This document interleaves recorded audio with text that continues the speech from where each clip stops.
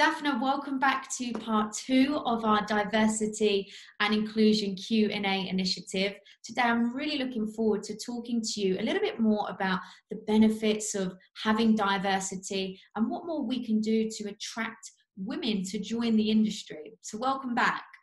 Thank you so much. Happy to be here. I would love to understand from your perspective, what are the benefits you feel of having diversity in the workplace?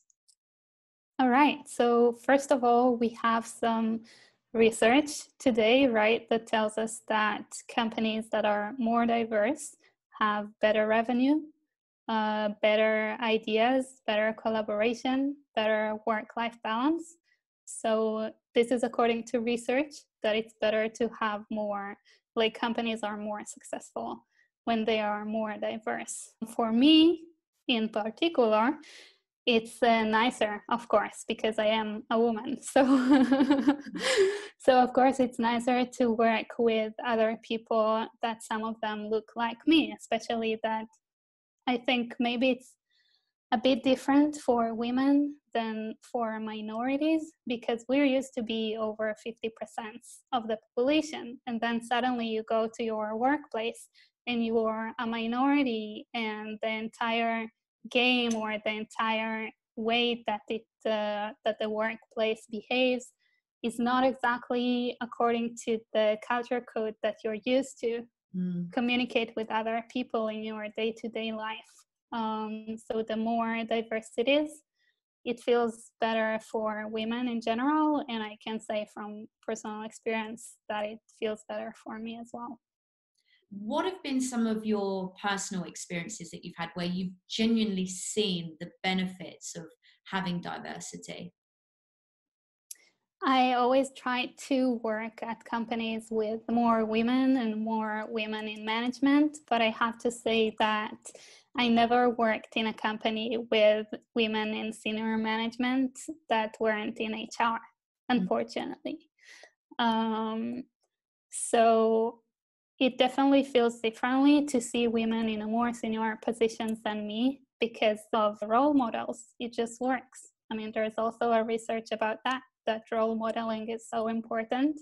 And also I can relate to it from my personal experience, that I see how people who are similar to me, who have nuances and behave similar to me, what are their strategies to cope with different scenarios at work. And it's much easier to copy this behavior and adapt it and behave similarly and success in a way that is more natural to me than to try to copy a behavior that is not natural to me.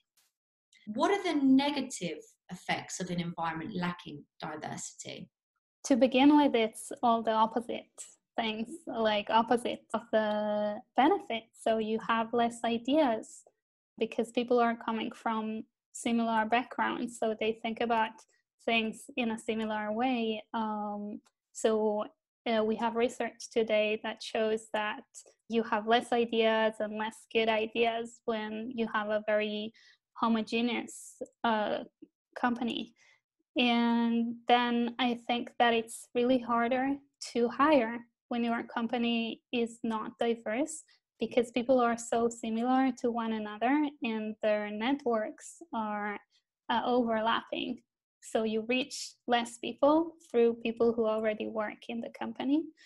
But also when someone is in the hiring process already and they see that it's very, like the culture is very specific and very different from theirs, the chances that they're going to choose to join the company, even if the interviewers think that they're a right match, which is not likely, is very low. So it's much harder to hire, and it's much harder to retain people that are diverse, because the chances that they're going to feel included in a company with a specific culture that is very different than theirs are very low. Definitely. It has a big impact on the hiring side of things. Obviously, a lot of companies are working towards achieving diversity, and the more diversity you have, the more people are probably inclined to join. But the challenge is getting that first piece of diversity in your team. That's what a lot of people, I think, are struggling as well. If you have zero diversity, how can you attract diverse minorities to your business? Have you got any thoughts on that? Yes, I have a lot of thoughts about it because I think that a lot of companies today say that they care about diversity and they want to see more diverse employees working for them, but it's just a marketing statement or like a PC kind of thing that leaders feel that they have to say. I don't think it's easy, right? I mean, looking at the React Stockholm Meetup, for example, I joined my partner, David, in running it last year, and we really wanted to have more female speakers. And it was a really hard job to do, really convince people that we want to hear them, that they have value to give. And I wrote to every single person who RSVP'd to the meetup that is a woman to ask her if she wants to speak maybe. And we had to have also external people, not from the Stockholm community, come in to speak because we didn't have a lot of women wanting to speak. But we actually did things. Like, we weren't just sitting and saying, yeah, we just don't get applications. What we can do, if we only got applications, we would love to have them speaking, but we just don't get applications because that is marketing that is empty and meaningless. And there are today researched ways to make companies more diverse. So if companies choose not to actually do some actions to make the company more diverse, then of course they will not succeed. For sure. You touched on some really important topics just then. Firstly, with the whole finding a female speaker to talk at the React.js meetup, what was like the typical feedback you were receiving from these women that you were reaching out to? Some of them didn't reply, and I get it because I approached through LinkedIn, and I know people get a lot of messages and they don't always manage to identify the messages that are not copy paste and just a waste of time. So what I try to do is to really build relationships over a long period of time and keep in touch. So if I try to add them as friends.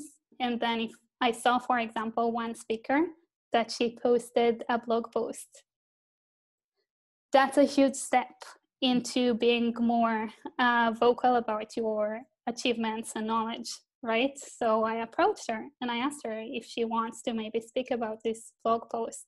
So it was successful. She spoke at the meetup. But I was very proactive about it.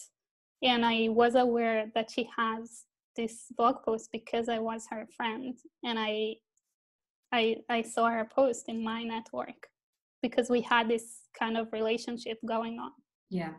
I think it's really encouraging that you're proactively trying to amplify women's voices at these events, because sometimes I feel that maybe we hold back at speaking and presenting because it's, number one, a confidence thing. Number two, we're worried about what people are going to think, and it's coming outside of the comfort zone. So we need that extra encouragement. And if you're receiving that from another woman as well, who's behind you saying, just go for it, that can be really encouraging, because we all need a little bit of a push in life, right? To come out of our comfort zone. There's all things we don't really want to do or are very nervous, but having someone like you, Dafna, that is doing that is really great. So thank you for the work you're doing there. And did you notice a difference when you had a female presenter at the event in terms of the diversity actually attending? Not in the scope of the React meetup, but I think it's very important. It's very important for communities to put women on the stage and try to have basically 50% of the speakers. So that's another criticism that I have towards conferences and meetups organizers, because I hear people say, yeah, we don't get applications. We got 30%, for example, in the best case scenario, we got 30% applications of women. So we have 30% women speaking. But if you really care about diversity and you want to make a change, if you got 100 applications of women, and that's 30% of the applications, and you eventually have 50 speakers. You can choose 25 speakers from the 100 applications. You don't have to choose just 30%. So I think it's definitely an effort that organizers can make, and the quality of the speakers will not go down because of it, because I think that, like you said, there is a confidence problem, and it's much harder for women to take the stage. So when they do it, they practice so much more. When I see a conference or an event and there's a lot of diversity in every form on the panel, I feel really happy and excited, because naturally it's not just gender diversity, there's many other angles: age, ethnicity, sexual orientation. These things are just as important, but it really is refreshing. I've actually hosted a few meetups myself in Stockholm over the years, and I hosted a machine learning and AI event. For me, I made it my absolute mission to secure a woman to present. Just like yourself, I thought that it would be really beneficial, and having that diversity, and I managed to secure Sonia Lundberg, who back then was the CTO at a company called Doctrine. And what I had noticed is, by having some form of diversity in the presenters, we only had 2 speakers, but there was so many more women attending this event than previous, where we'd had quite a male-dominated panelist or speakers. So that was really nice for me to see that firsthand as well. Okay, it may not happen every time, but it's a bit more encouraging when you see diversity being celebrated on these panelists. People want to attend and want to be involved, right? For sure. And I didn't notice it in the React meetup so far, but I'm sure, I mean, we're just beginning to diversify our speakers, and I'm sure it's going to have a long-term impact. Definitely. And the thing with diversity, it's not going to happen overnight. This is something you need to constantly be working towards, constantly be committed, like you said, be proactive as well. So it does take time, but it's so worth it in the long run when you finally get there. What other initiatives have you seen running in organizations to promote and enhance diversity and inclusion? I think that the only thing that I've seen companies that I worked for doing is hosting events of communities of women. And it's definitely something. There's still a price that the leaders in the company can pay for hosting those events, because they might need to explain to some employees why it's even needed. Like of course, some people in tech still believe that communities of women in tech shouldn't exist, and that it's a discrimination that communities of women exist. But I also hear about women say that they've heard in the open space that someone said that they think that women are just not smart enough to be developers. Like, those opinions still exist at people that actually share the work with us. So I think that it's a very small price for leaders in organizations to pay to support diversity, because it's so important to find those voices. It really is so important. It's community. At the end of the day, it's all about encouraging and supporting one another. And these women communities, it is just a form of supporting. And I've actually attended a lot of these women-led events, Women in Data Science being one of them. And they do make it very clear that anyone is able to attend. This isn't just girl power, women only, but they have women presenters and speakers. And again, it's just an opportunity for women to grow, to try speaking, presenting, to maybe feel a little bit more comfortable in doing that. So I think it's a great platform in general for women to also come out of their comfort zone and get used to networking, presenting, attending these events. From your side of things, looking at what businesses are currently doing, What more can they do in terms of initiatives, do you think? So my number one tip that is very, very important in my opinion and can have a lot of impact and does not carry any heavy price for leaders is to just have the leaders in the organization read the book The Fix by Michelle P. King. I don't know if you've heard about it. I haven't. No, I'm yet to read something like this. So I'm going to check this one out as well, Dafna. I haven't heard about it actually also until a few weeks ago when I saw an amazing talk by Michelle through a community that is called HON, H-O-N. Mm-hmm. And that is a very interesting community for women that is global. And I've heard about the community through my colleague at work. So I saw the talk of Michelle that was incredibly interesting and important. And I think that her book is really the book to read today for people who want to diversify their company more. There's so many other things that companies can do. And there's a lot of research today coming from Harvard Business Review, from McKinsey, from big research bodies. So for example, we know that putting photos of women in the hiring ads help women to feel that it might be a good place for them to work. We know that if a company can find a good employee that has 3 years of experience with Python, they shouldn't write in the ad that they're looking for 6 years, because women apply only if they match 100% of the requirements, and that's gonna impact how many women apply for this position.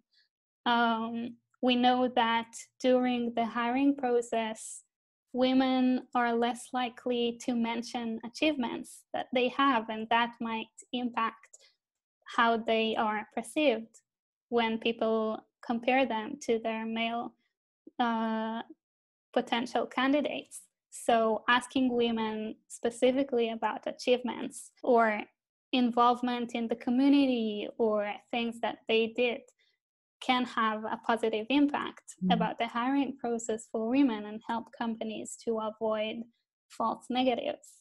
And of course, there are many things that employers can do during the work for employees. For example, measuring what is the percentage of women that are promoted every year in comparison to the percentage of men that are promoted. Measure how many women pass every stage of the hiring process in comparison to men. There are a lot more things that companies can measure to identify biases. So nobody's evil. Nobody's bad. We just have biases because we don't have enough women, so we're not used to. The workplace is not built for women. We're not used to see women in leadership positions. And we just need to educate ourselves about biases and then modify our processes to stop discriminate women. So also some people think that we're going to give opportunities to women that they don't deserve, but I don't see it like that. I think that stop discriminating is not the same as giving opportunities to people that they don't deserve. You just stop discriminating. And that is something that people can do when they educate themselves about biases. Has there been anything that's been a really powerful tool for educating yourself on biases that you felt really opened up your eyes? I think that I got more aware about it. I wasn't born with it. Like thinking about myself in my early 20s, I didn't really think that there is any problem with gender. And I don't think anyone, like it's an awareness that you develop during your life. And for me, it was Lean In by Sheryl Sandberg. And that is considered actually a book that is covering a paradigm that says that you need to change the woman, right? So The Fix, the book that I mentioned, is the opposite paradigm. Actually, it's changed the workplace. And I believe that both should, like, both the actions should be taken to improve our lives.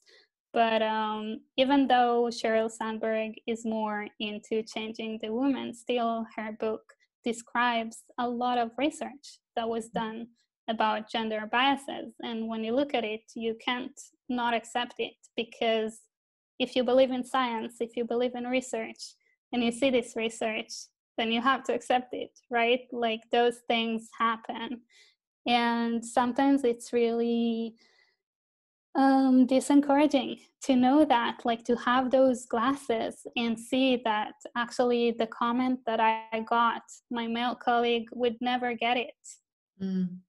The light in the eyes of my manager when he speaks to my male colleague will never be there when he speaks with me. It's really not nice to have it, to suddenly see it. And I understand women that don't want to see it and just prefer to ignore it and think that everything is under their control. But it's also hard to think that, it's tough to think that everything is under your control. I think there's also something comforting in knowing that some things that happen to you are not because of you. It's just society, and we change society. You're right, educating is so important, so then people can actually realize, oh wait, this is unconscious bias, I need to reflect on this, I need to learn and move forwards from it. That's a really important one. Why do you think there is still such a lack of women in tech?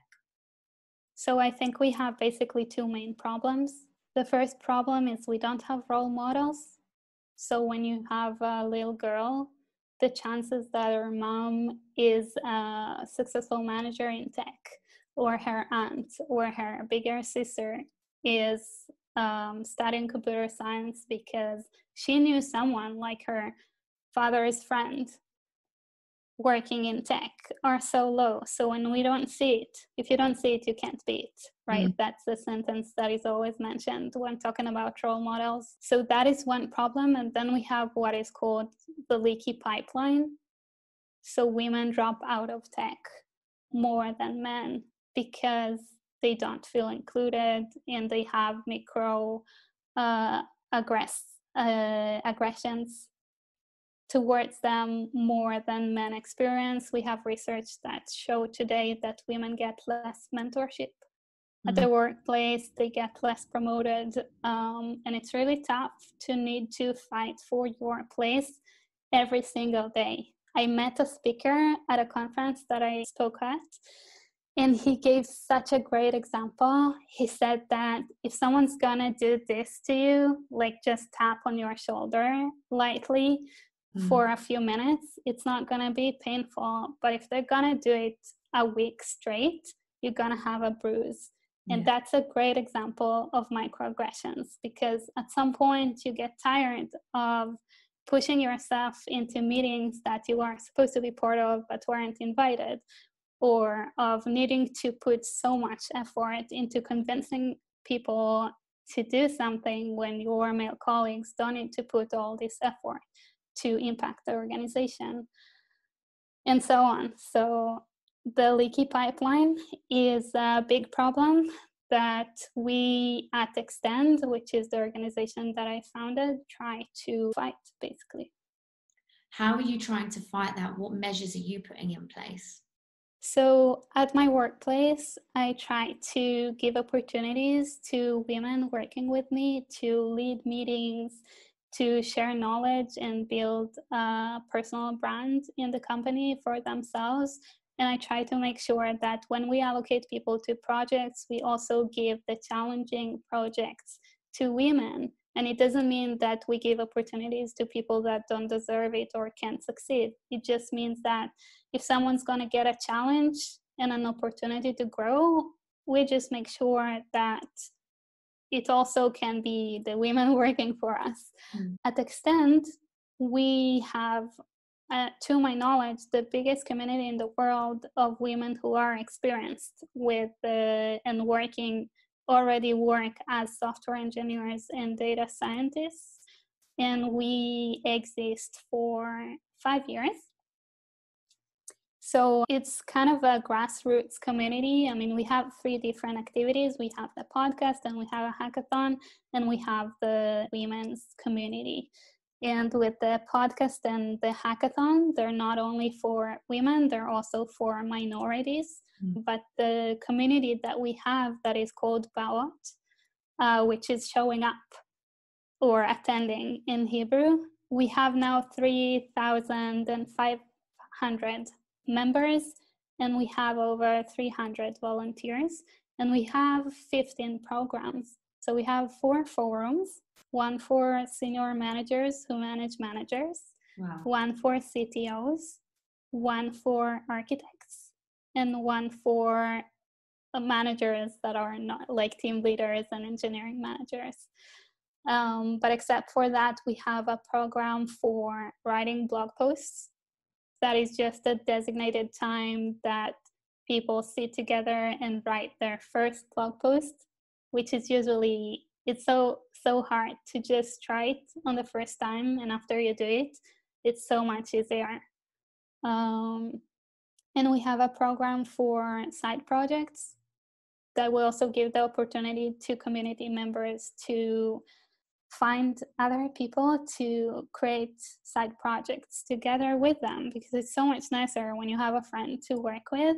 And the problem for many women is that their friends are not in tech, or they're not developers if they are in tech. So finding friends to just hack with during the weekend or some evening during the week is harder. So we try to match those groups through the community, and also add some mentors to guide those groups and make sure that they actually finish the side projects that they want to work on. We have programs for speakers and mentoring for job finding, and things like that. And we really try to just share knowledge with people that doesn't necessarily have the network, because that is also a big problem that women have, that they don't get a lot of information from their network and their friends about hacks for the career.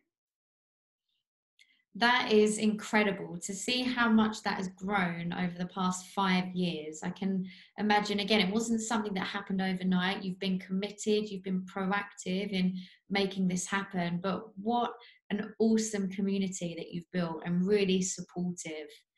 How was that process to actually setting up this initiative? It started with just me wanting to not be the woman at the meetup. You know, I just opened this Facebook group because I thought, okay, if I'm just going to put every week just a list of meetups that happen next week, and I'm going to make it very simple, like this is the topic, this is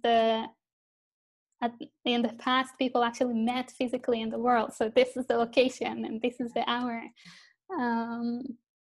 Then maybe my friends from previous jobs, from the university will see it and they would want to join me. Because I really felt like I came to the meetup and I was one of the very few women at the meetup, and people just assumed that I'm in HR and were less likely to come up and offer me a job or offer me an opportunity or tell me about something new in that technology that they think that might interest me, right? So it's a really problematic, like it impacts your career if people assume that you are not a developer. So I just wanted people to be aware of the events and maybe join me. And then after a few months, people started to ask questions and share in the community, and it was really nice. And then after a few months, people suggested that we meet. And we tried different kinds of meetings. Some of them were not successful. Like we tried to just have several speakers talking about different topics, and we had 6 guests. Wow. And it was very sad. But Rome wasn't built in a day, right, Dafna? Exactly. So we just tried to learn and see what tweaks we can do to the meetings to grow them, And one of the things that we added is a nice registration form to give people the feeling that it's serious. It's not just something that will happen every week now and they can skip this week because it's going to happen next week. It's a special event that they cannot miss. So we did all these small manipulations to encourage people to participate, and over the time, community members came up with initiatives. So they would say, I need this forum now for networking, or I need this program now, and I'm willing to volunteer to create it. So we were able to just support them with connecting to sponsors and sharing the knowledge that we gathered until that point with them and guide them. And this is how we run currently. We have about 40 program managers. Wow. And they are responsible to all of the volunteers. It's really incredible to see your resilience as well, because with hosting an event and only having 6 people attending, some people may have just thrown the towel in there and thought, I'm not doing this anymore. But your resilience is a true reflection of the community that you've built. It's really fantastic to see, Dafna. What advice can you share for anyone wanting to set up or establish an initiative for diversity in tech? Don't do it alone. Collaborate with other people.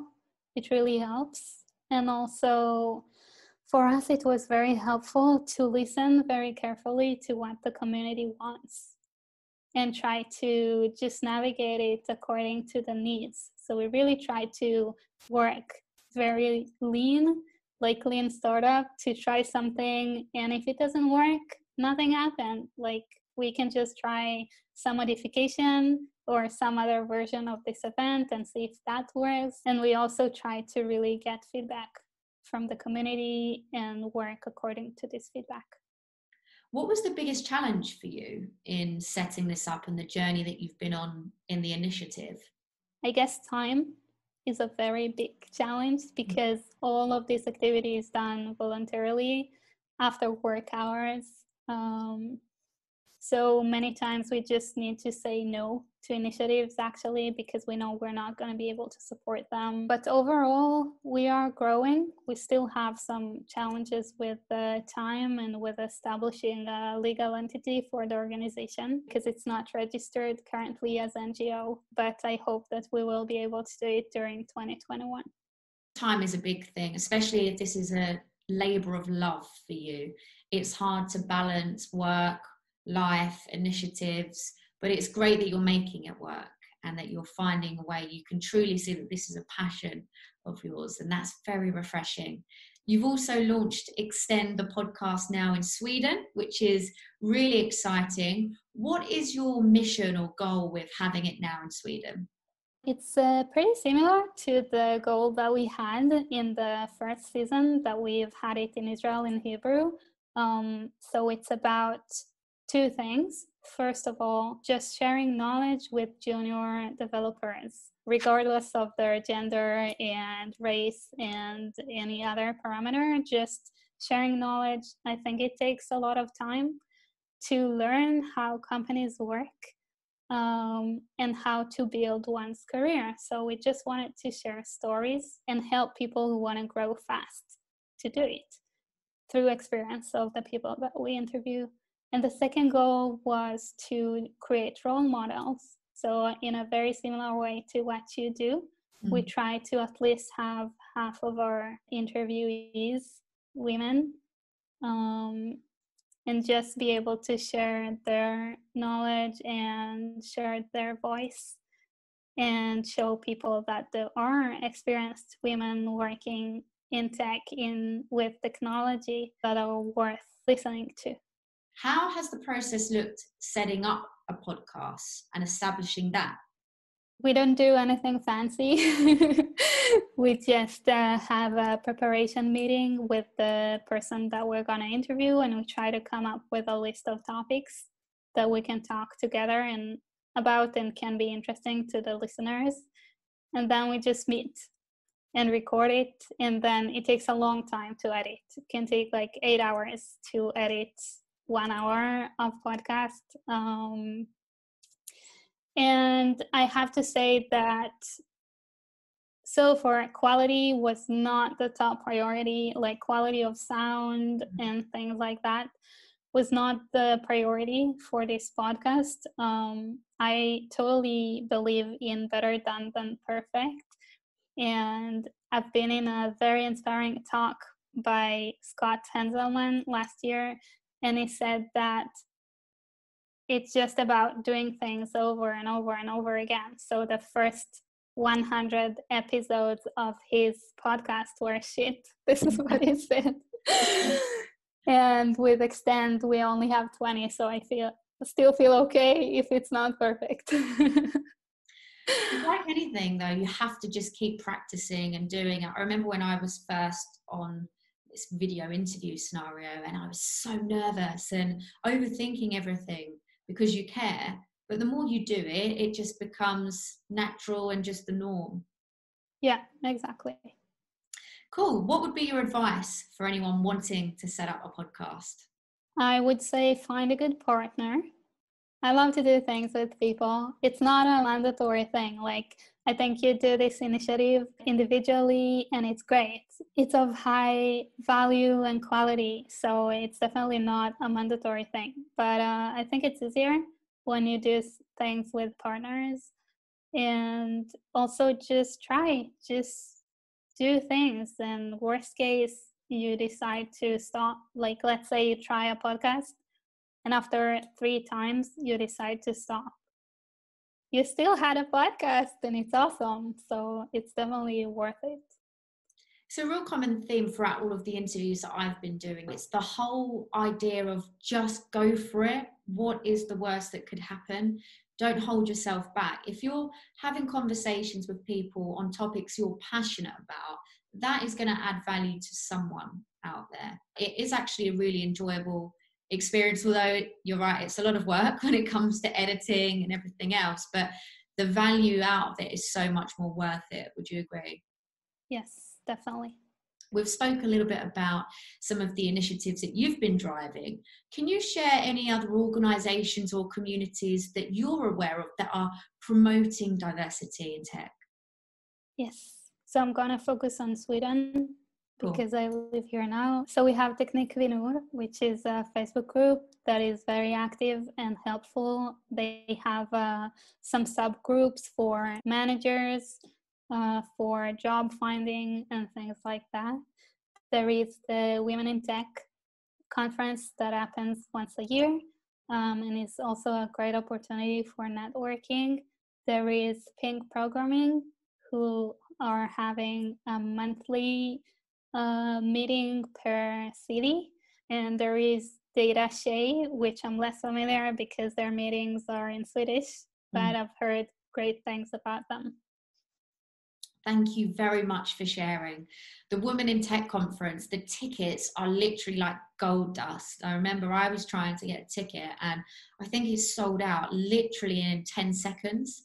So that is a really fantastic platform. Lots of brilliant women in tech attending there. And of course, in all of the other events, Pink Programming is a great one. I think that they host workshops on Sundays as well, around coding, which is really cool. What would be your advice to women trying to get into the technology space right now? Find communities. It can be women communities, but I think that it should also be just mixed communities, and try to be as involved as possible with those communities. Attend their meetups, start to organize. You don't need to have 10 years of experience to organize a meetup. So try to be more involved and just get to know as many people as possible from the community, because it can be very helpful to just gain knowledge that can help you at work, to find your next job, and many more things. Amazing. Thank you so much for sharing, Dafna. It has been great speaking with you on all things diversity and inclusion. Like I say, it's really refreshing to see all of the things that you're doing as well to make an impact. Thanks again for having me. It was really fun. Thanks, Dafna. You take care.